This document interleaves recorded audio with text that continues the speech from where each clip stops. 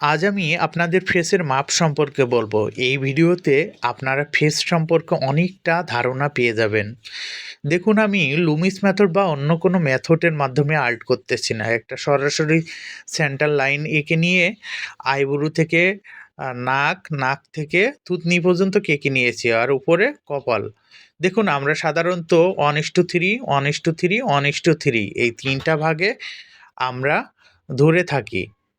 কিন্তু এই ছবির দিকে একটু তাকান, নাকের থেকে থুতনি পর্যন্ত কি একটু বড় হবে। কারণ দেখুন, এই ছবির ব্যক্তিটা হাসছে।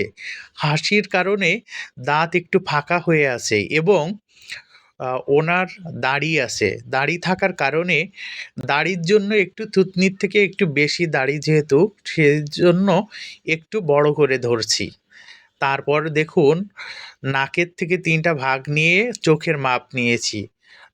নাকের থেকে নাকের যে অংশ, মাঝের অংশ, মানে একটা চোখের সমান একটা নাকের মাঝের অংশ, তারপরের চোখটা সেম হয়। কিন্তু এই ছবিটার দিকে একটু তাকান, লক্ষ্য করুন। আমরা ধরতেও পারতেছি না, কিন্তু এই ছবিটাই স্ক্রিনের দিকে তাকালে বুঝবেন এই ছবিটা কিন্তু একটু বাঁকা, সোজা নাই।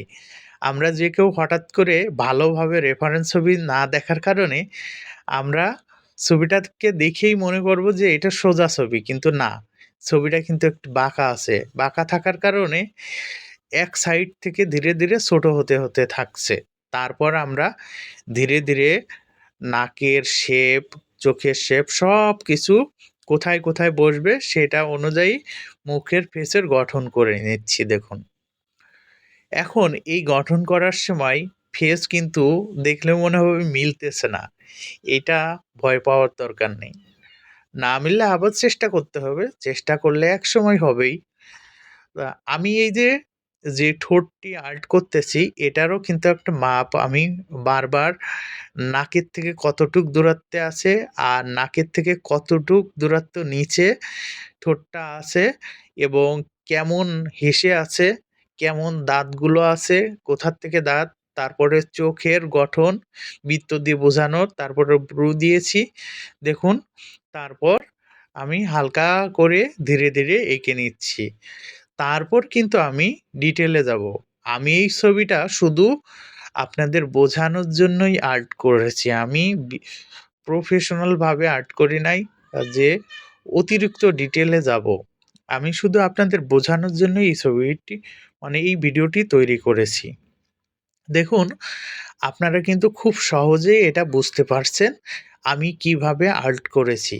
আমি যেভাবেই আঁকি না কেন, আমি কিন্তু মাপ ওই লুমিস মেথডের যে মাপটি, সেই মাপটি ঠিক করে রেখেছি এবং আমি বারবার ছবির দিকে তাকিয়েছি আর বারবার মেলানোর চেষ্টা করেছি ছবির সাথে। ধীরে ধীরে ডিটেলে যেতে হবে।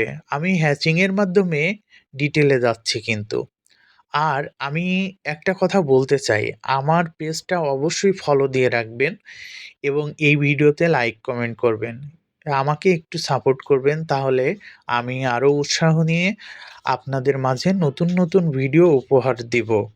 আমি সাধারণত ভিডিওগুলো তৈরি করি আপনাদের যেসব ভুলের কারণে ছবিগুলো মিলতেছে না, ফেস আঁকা, পার্সপেক্টিভ বোঝা বা বিভিন্ন দৃশ্য, বিভিন্ন কিছু, যা কিছুই আঁকেন না কেন, মানে আপনারা সুন্দর আঁকতে পারেন।